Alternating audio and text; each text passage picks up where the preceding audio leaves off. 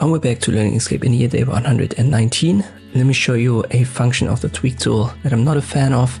I think it's very unstable. It either doesn't work at all or it's going to crash your object. We create a rectangle yet again, object to path, and then we add some nodes. Let me use 5 segments.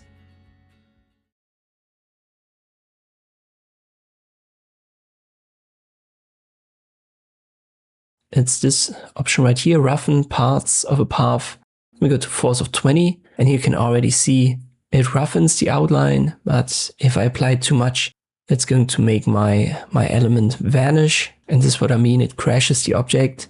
Maybe there's a workaround, a little trick out there that I haven't yet heard of. So if you're an advanced user and you know how to use this function properly, or at least you know how to use it better than I do, let me know in the comment section below.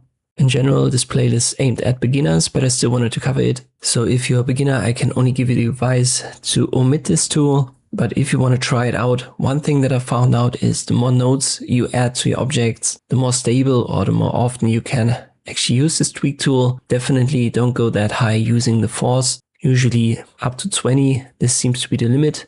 But the basic idea is that this creates more and more nodes and then allows you to roughen basically straight lines.